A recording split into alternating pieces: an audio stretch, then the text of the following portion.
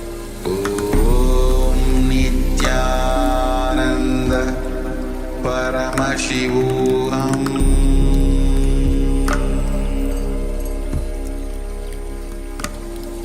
Om Nithyananda Paramashivoham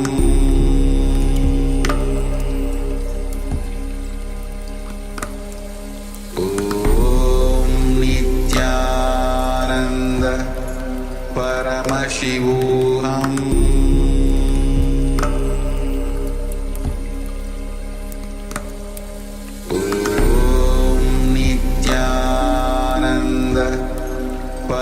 Paramashivoham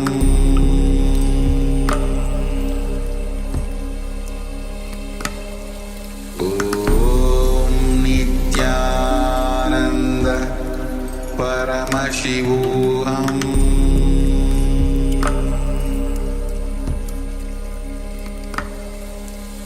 Om Nithyananda Paramashivoham Paramashivoham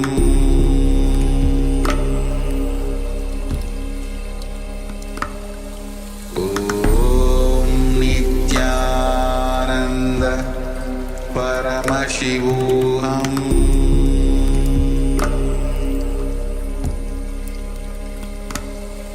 Om Nithyananda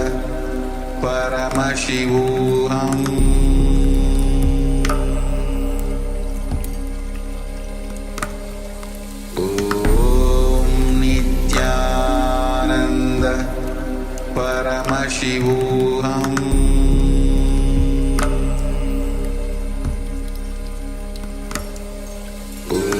Om Nithyananda Paramashivoham Om Nithyananda Paramashivoham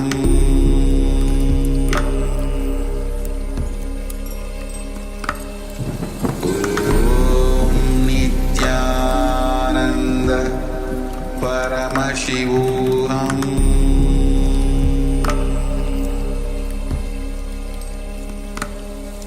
Om Nithyananda Paramashivoham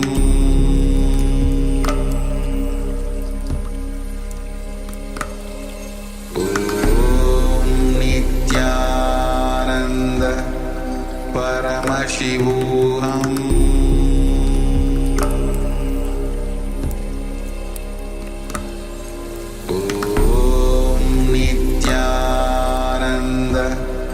Paramashivoham Om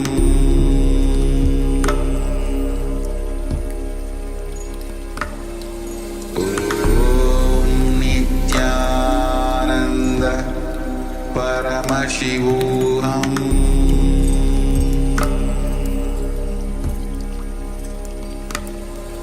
Om Nithyananda Paramashivoham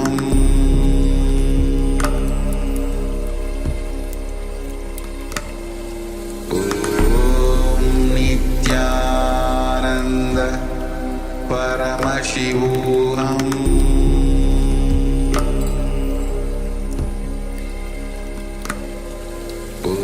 Om Nithyananda Paramashivoham Om Nithyananda Paramashivoham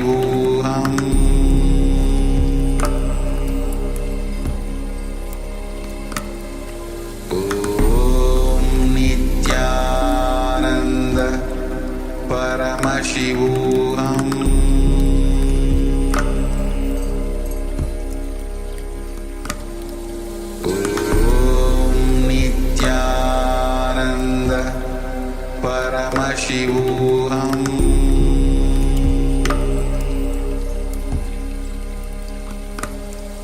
Om Nithyananda Paramashivoham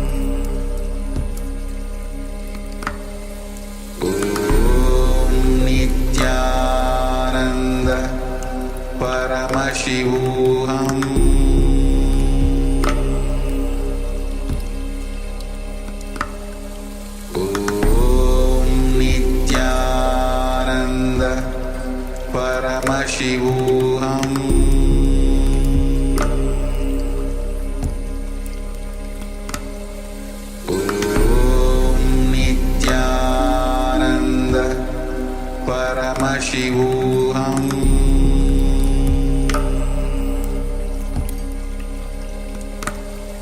Om Nithyananda Paramashivoham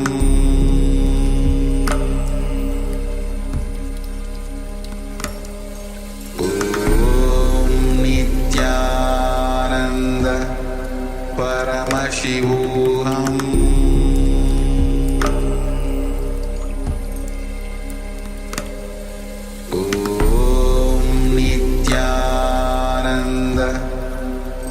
Paramashivoham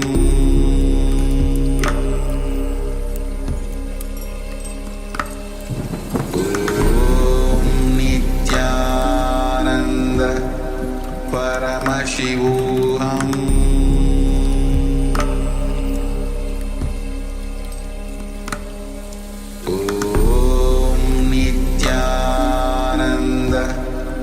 Paramashivoham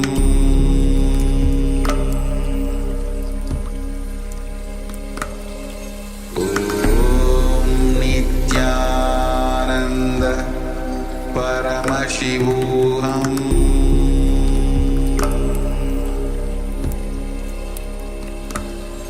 Om Nithyananda Paramashivoham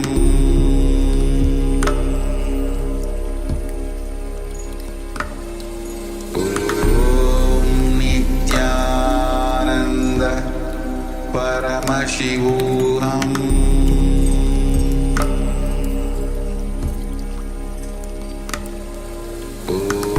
Om Nithyananda Paramashivoham Om Nithyananda Paramashivoham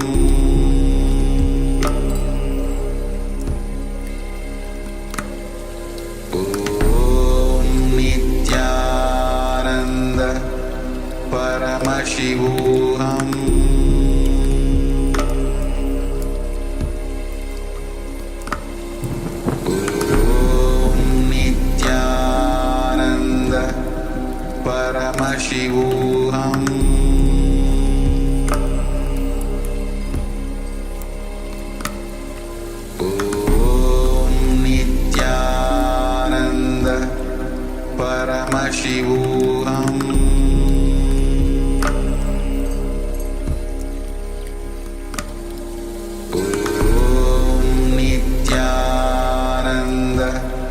Paramashivoham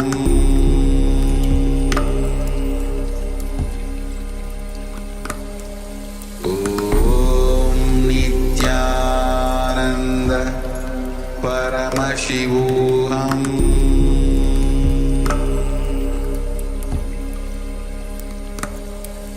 Om Nithyananda Paramashivoham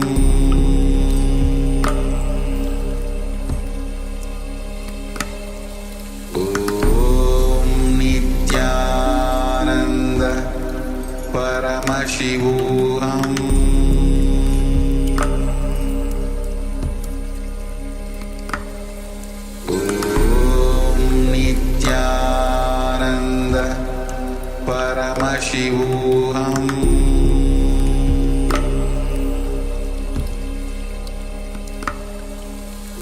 Om Nithyananda Paramashivoham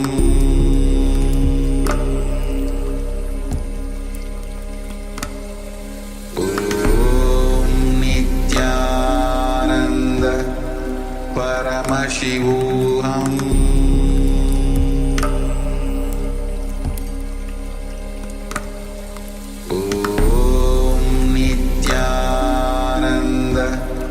Paramashivoham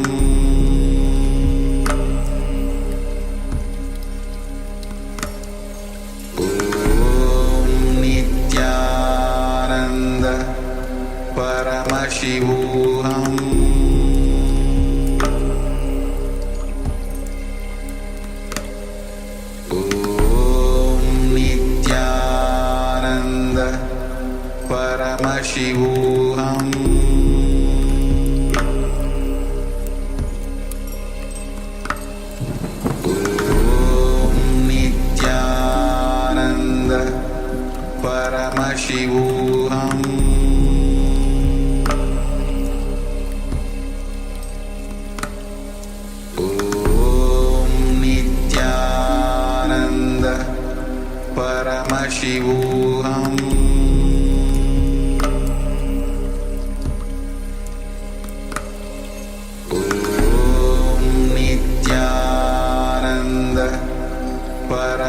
Paramashivoham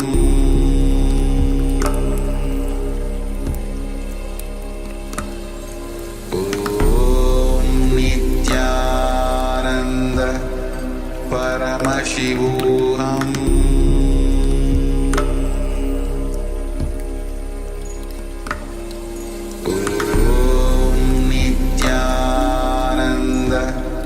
Paramashivoham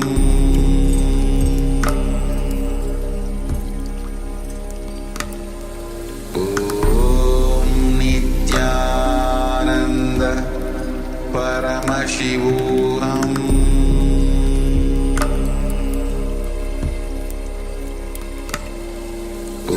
Om Nithyananda Paramashivoham Paramashivoham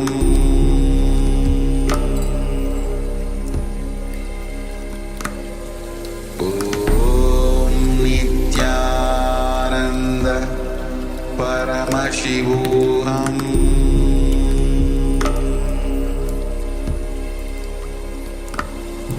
Om Nithyananda Paramashivoham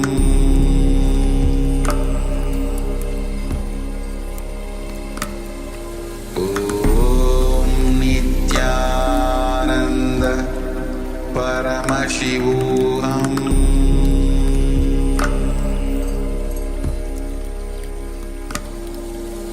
Om Nithyananda Paramashivoham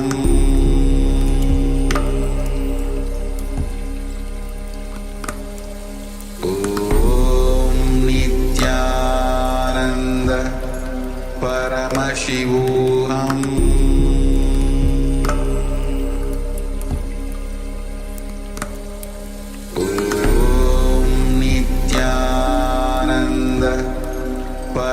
Paramashivoham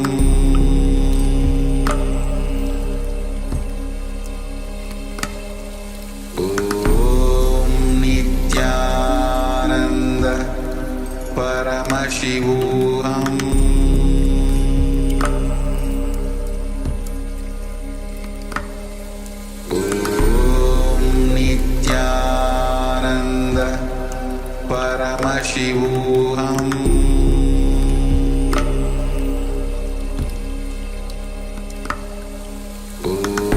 Om Nithyananda Paramashivoham Paramashivoham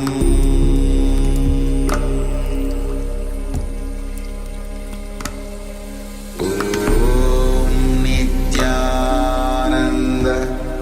Paramashivoham Om Nithyananda Paramashivoham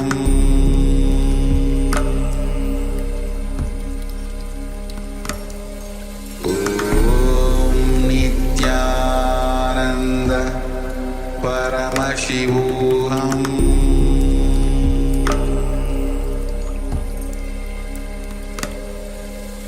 Om Nithyananda Paramashivoham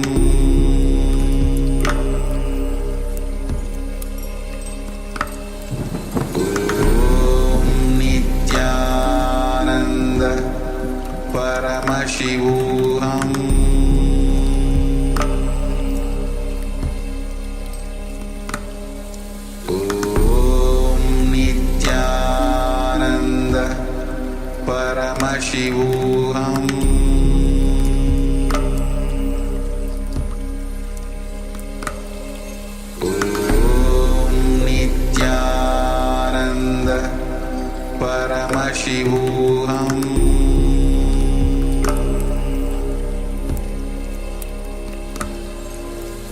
Om Nithyananda Paramashivoham